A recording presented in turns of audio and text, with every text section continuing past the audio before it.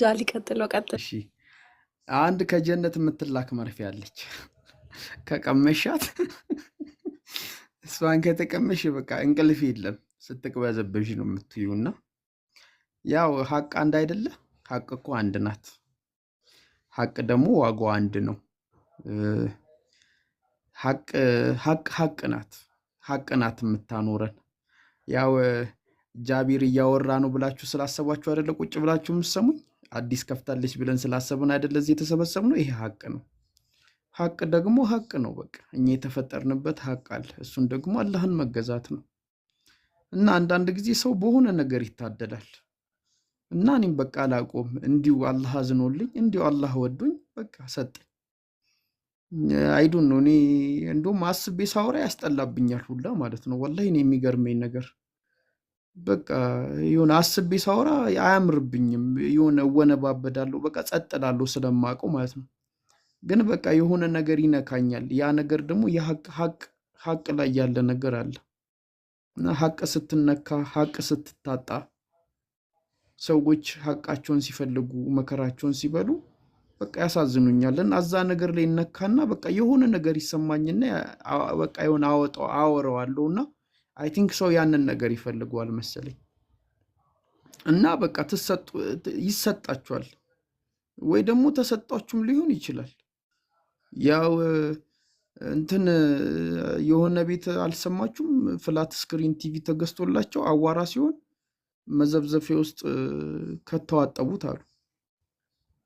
እና ሀቃችሁን እንደዚህ አትብሉት። ሀቃችሁን እንዲህ አታቃጥሉት። ሀቃችሁን እንዲህ አታርክሱት። ማለት የተሰጣችሁን ነገር እንደዚህ አታደርጉት። በቃ ሁላችንም የተሰጠን የራሳችን ነገር አለ። ያንን ነገር ደግሞ ፈልገን ማግኘት ደግሞ የራሳችን ፋንታ ነው። ቢያንስ ጭንቅላት አለ። አንዳንድ ሰው ጭንቅላቱን ስታዩት አንገቱ ባዶ እንዳይሆን ተደርጎ የሆነ ነገር የተቀመጠለት ሁላ ያስመስሏል። ግን የጭንቅላታችን አንገታችን ላይ ያለው ነገሮችን እንድናስተነትንበት፣ ራሳችንን እንድናይ፣ የራሳችንን እንድናቅ እና አላህ የሰጠን ትልቅ በረከት አለ። እሱም በረከት ለማየት ሞክሩ። ዝም ብላችሁ የማይሆን ነገር ቲርክ ሚርክ እየፈለጋችሁ ያለምን ለኔ አልተሰጠኝም እኔ ከሱ በምን አንሼ ነው ብላችሁ የተሰጣችሁን ጸጋ ጭቃ አትለቅልቁበት። እኔ ያንን ጸጋዬን አውቀዋለሁ እና ትዝ ይለኛል ስራ ቦታ ማኔጅመንት ሰራ ነበር እና ማኔጅመንት ከመስራቴ በፊት ስራ ስንሰራ ይከነክነኛል። ለምን እንዲህ ታደርጋላችሁ? በቃ እንደ እንትን ያደርገኛል፣ እንደ ተንከንካኝ ያደርገኛል። እና ቢሮ ተጠሩና ማኔጅ አድርግ ተባልኩኝ። ከዛ አይኔ አቅሙ የለኝም ስል አይ አንተ አውርተህ ሰዎች ላይ ጥሩ ነገር መፍጠር ትችላለህ፣ ያ አቅም አለ ካሉኝ ከዛ ጀመርኩኝ። እና ስብሰባ ላይ ምን እንደምላችሁ ታውቃላችሁ? ትዝ ይለኛል። እኔ ተግባር ላይ ጎበዝ ላልሆን ይችላሉ፣ ግን ጥሩ ሀሳብ ላዋጣና ተግባር ላይ ጎበዝ የሆነ ሰው አግዘኝ ተግባሩን ላይ ጎበዝ ነው እንላለን። እና በቃ ይሰጣችኋል። ያ የተሰጣችሁን ነገር አውቁና በቃ ያንን ነገር ማዋጣት ባለባችሁ ሰዓት አዋጡ። መስጠት ባለባችሁ ሰዓት ላይ እንትን በሉ። ግን በቃ ከባድ ነው ከአላህ ሲሰጣችሁ። ያ የተሰጣችሁ ነገር ደግሞ ፍሬ አፍርቶ ስታዩት እኔ ትዝ ይለኛል አንድ ሰለምቴ፣ ምናልባት ትኖር ይሆናል እዚህ ሰለምቴ ነበረች። አንድ አካባቢ ነው የሰለምነው። አስቸገረች በጣም። ካፊሮች ቤት ትሄዳለች፣ አስቸገረች በጣም። እና ምን ስትል ሰማት? እኔ ነብዩ መሐመድን መቀበል ከበደኝ እና እስቲ ለኢየሱስ ፍቅር አለኝ ብላ በቃ ልከፍር ከጫፍ ደረሰች። ብዙ ሰዎች ሁላ ሰደቧት ምናምን አይዱ ነው ብቻ የሆነ ነገር ሆነ። ጥሩ ነገር ላይ አይደለችም። እና እስቲ አንድ ያውሪኝ ብዬ ቴሌግራም ላይ ወሰድኳት እና 10 ደቂቃ ነው ያወራኋት። ከዛ በኋላ ተደብቃለች። በቃ ተደብቃ ተማሪ ናት። አይ ቲንክ ባለፈው ነው የሆነ ግርግር የተፈጠረ ጊዜ ስለ ነብዩ መሐመድ የሆነ ነገር ጻፈች እና ይህን ሁላ ነገር ኬት አምጥቶ ነው አልኩኝ። ለካ እኔ የምናገረው ነገር የሆነ ነገር ያፈራል የሚል ውስጥ ሀሳብ አለ። አሁንም አለ የሆነ ታውቁታላችሁ። ገባችኋል? እና የተሰጣችሁን ጸጋ ወቁትና አልሐምዱሊላህ። ይሄ በቃ አላህ የሰጠኝ ነገር ነው። እንዴት እንዳገኘሁት መቼ እንደተሰጠኝ ራሱ አላውቀውም። የሆነ ቀን ሳወራ ነው ዋው ምናምን ብለው ሰዎች ያ ነገር እንዳለኝ ያወቁት ማለት ነው። እንግዲህ ከዚህ በላይ እንግዲህ ደግሞ የተሻለ በጣም ነው የምትረዳኝ፣ በጣም ነው የምታቀኝ ምናምን። ደግሞ ቅመም ናት፣ ወላሂ ነው የምላችሁ። እንደሱ አይነት ጓደኛ ይኖሯችሁ እሺ። ሾካካ ናት፣ ቅመም ናት፣ ሁሉንም ነገር አራዳ ናት። ብቻ በቃ ፍሪክም ናት፣ ራስታም ናት ምናምን። ጥሩ ጓደኛ ናት በጣም ማለት ነው። እንግዲህ አላህ እንግዲህ ያስብሽ በትልቁ ማለት በበረከቶቹ በጸጋዎቹ አላህ ያስብሽና እኔ ከሷ አንድ በጣም የምወድላት እንድትበረታባት የምፈልገው ነገር አለኝ።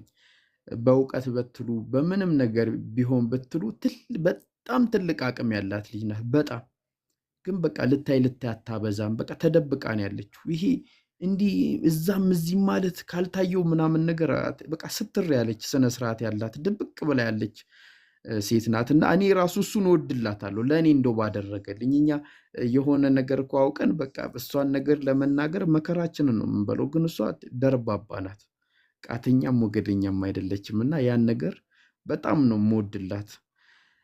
ኢክሩ ደግሞ ያው ኢክሩ አይ ቲንክ እኔ ቤት ከሰለሙ ሰዎች ውስጥ አንዷ ናት። እና እኔ እሷን የሆነ ረጅም ጊዜ አውቂያት ምናምን ነገር አይደለም። እና ያው እሷ ሰው ሲሰልም በጣም ከተነከውባቸው በጣም ካዘንኩባቸው ማለት በቃ በጣም ውስጥ ከተነከባቸው ሰዎች ውስጥ አንዷ ናትና እንደ ኃላፊነት በቃ እኔ እሷ ጋር መኖር አለብኝ ብዬ አጠገቤ ያለች ልጅ ናትና እሷን በጣም ጥሩ ልጅ ናት። በጣም ስነስርዓት ያላት ልጅ ናት።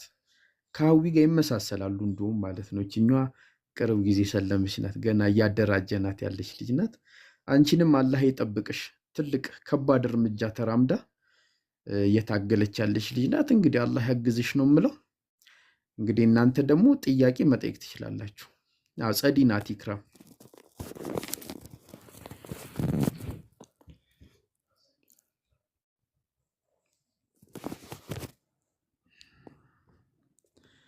ሁለቱም ደርባባ ናቸው። አንቺ ቅደሚ አንቺ ቅደሚ ይባባላሉ በውስጥ።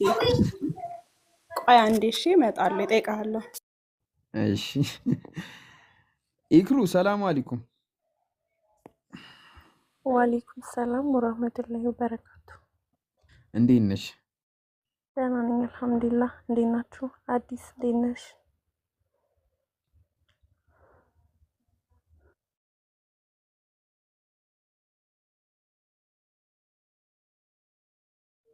ወይ ሁሉም ጥያቄ ተመለሰ።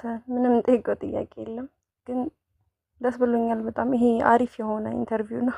ማሻአላህ ጃ ያሰብከውን ያሳካልህ።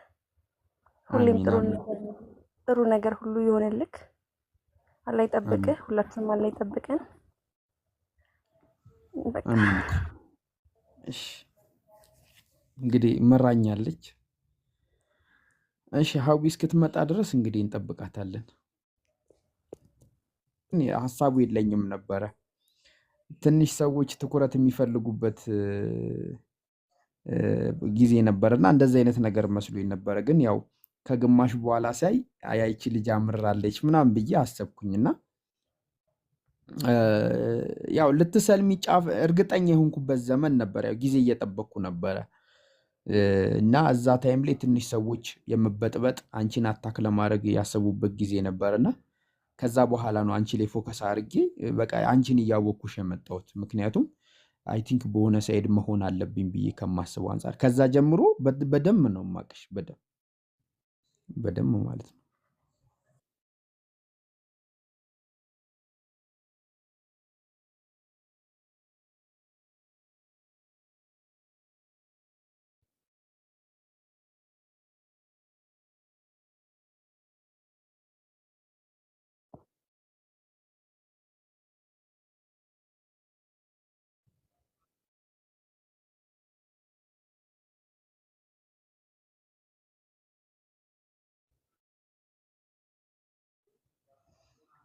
እያየሁት ነበር።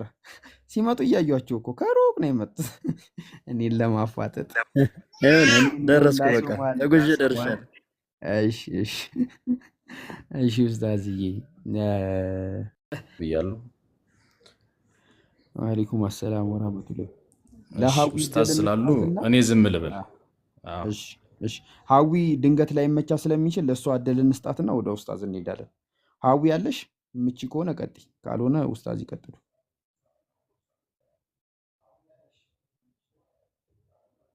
ኦኬ እሺ በቃ ኡስታዝ ቀጥሉ።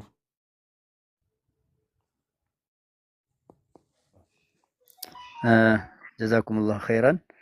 አላህ ይስጥልን፣ አላህ ያክብርልን። ጥሩ ሀሳብ ነው ያነሳችሁት።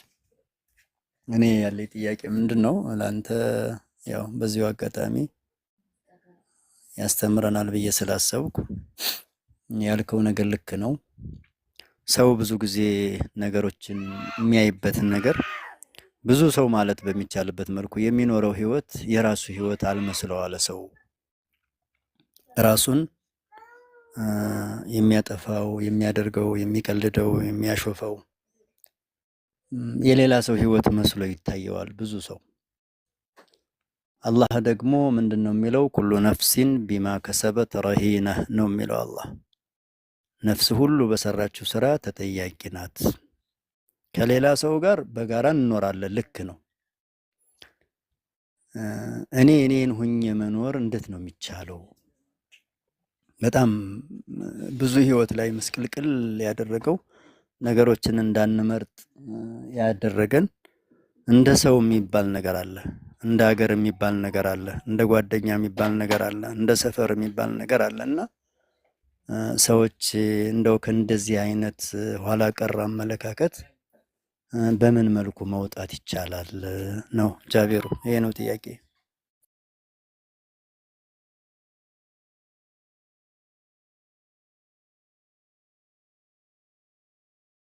ኦኬ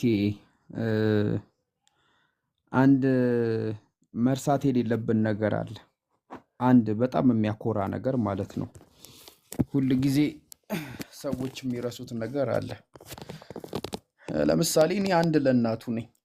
እስቲ አምጡ እንደኔ አይነት ታመጫለሽ? አዲስ የሚያመጣ ሰው አለ እንደኔ አይነት? ጃቢር የተባለ እንደኔ የሚያወራ እንደኔ የሚያስብ እንደኔ የሆነ እስቲ አምጡ። የሚስተካከል እኔን የሚመስል አምጡ እስቲ። እኔ ያለ አይመስለኝም። የለም፣ ማንም የለም። እኔን 100% የሚሆን ማለት ነው የለም። ኡስታዝ ኢማም አሊንም የሚመስል የለም 100%። ሁላችንንም 100% የሚመስል የለም። ስለዚህ እኛ ኦሪጂናል እቃ ነን ማለት ነው፣ ፌክ አይደለንም። እኔ ኮፒ አይደለሁም የማንም፣ እኔ ኦሪጂናል እኔ ነኝ እና እኔ ደግሞ እኔ ብቻ ነኝ። ስለዚህ እኔ ከሁሉም ሰው የተለየውበት ምክንያት ምንድን ነው ጥያቄው። ለምንድን ነው የተለየ? ከሌሎቹ ተቃራኒ ኡስታዝ ኢማም አሊ ለምንድን ነው የተለየ ሊሆኑ የተፈለጉበት? ለምንድን ነው ከሆነ ሰው ጋር ያልተመሳሰሉት? ለምንድን ነው የእሳቸው ሁለተኛ ምርት ያልኖረው? ሁለተኛ የተወለደ ሰው ለምንድን ነው የማይኖረው? ጃቢር ቢሞት ለምንድን ነው ጃቢርን የሚተካ ፍጹም ጃቢር የሆነ ነገር ለምንድን ነው የሌለው? ገባችሁ አይደለም? ስለዚህ እኔ ብቻ ነኝ ያለሁት ማለት ነው። እኔ ብቻ አለው ማለት አላህ ከፍጥረት ሁሉ እንግዲህ አይታችሁ 8 ቢሊዮን ህዝብ አለ። ከ8 ቢሊዮን ህዝብ መሃል እኔን ለይቶ ፈጠረኝ። የተለየውበት የራሴ ምክንያት አለብኝ ማለት ነው። እሱ ራሱ ራሴን አክብሬ ለራሴ ትልቅ ቫልዩ ሰጥቼው ራሴን እንደወደው ራሴን እንዳከብር ያደርገኛል። እና በጣም ሩቅ መሄድ አያስፈልግም። እናንተ ትለያላችሁ። አንደኛ ነገር። ሁለተኛ ነገር የራሳችሁን ዋጋ ራሳችሁ አውጡ። ለምሳሌ ሴቶችዬ ወንድን እየለመናችሁ በህይወታችሁ የምታቆዩት መለመን አቁሙ። ራስሽን ውድ ሴት አድርጊ፣ ስትለመኝ ታገኘዋለሽ። ወንዶችዬ ሴት እየለመናችሁ እንደ ኤግዛምፕል ነው የምነግራችሁ። ተውት። የራሳችሁን ዋጋ አውጡ። ራሳችሁ ላይ ስሩ። ከዛ እናንተ ኦሪጂናል ራሳችሁ ስለሆናችሁ ራሱ ያምርባችኋል። እንዴት በቃ እንደምታስቀኑ ብታይ ያልኳችሁ። ከዛ የዛን ጊዜ ሰዎች እናንተ መፈለግ ይጀምራሉ። ይሄ መንገድ ላይ ተደርድሮ እንደሚሸጠው እንደ ባለ አንድ ብሩ ሳህን አትሆኑ፣ የትም አትገኙ። በጠሯችሁ ቦታ ሁሉ ህይወታችሁን ትታችሁ አትገኙ። መገኘት ያለባችሁ ቦታ ተገኙ፣ መገኘት የሌለባችሁ ቦታ አትገኙ። በቃ ለራሳችሁ ዋጋ ይኑራችሁ። የዛን ጊዜ ታዩታላችሁ ዘሩ እየዘራ ሲመጣ ማለት ነው። እና ይሄ 1000 ሰው አትጠብቁ። 2 ሰው ዋጋ ሰጥቷችሁ በህይወታችሁ ከቆየ ይሄ ትልቅ ነገር ነው፣ በጣም ትልቅ ነገር ነው። እና ኡስታዝ በዚህ መንገድ ቢያደርጉት ሰዎች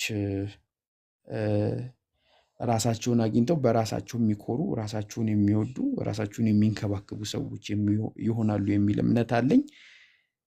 እና አንተም በሉ ችግር ሲፈጠር መንገጫገጭ ሲፈጠር ያልፋል በሉ፣ ይታለፋል በሉት። በቃ ይሄ እኮ ዛሬ የሆነው ቀን ነገ ሆኖ ያልፋል ብላችሁ እለፉት። ነገ ደግሞ የተሻለ ቀን ይመጣል ኢንሻአላህ እንደ አላህ ፍቃድ። እሺ ይሄ ነው ኡስታዝ። ጀዛከላህ አላህ ይጨምር። አሚን አሚን። ኡስታዝ አሰላሙ እኔም አለይኩም አንተ ወራህመቱላሂ ወበረካቱ። ኡስታዝ ወአለይኩም ከጨረሱ ሰላም። ቀጥሉ። እሺ አፍዋን እሺ ኡስታዝ ቀጥሉ። ጣልቃ ገባው። ምንድን ነው ማለት ጃቢር ያለው ጀዛሁላሁ ኸይር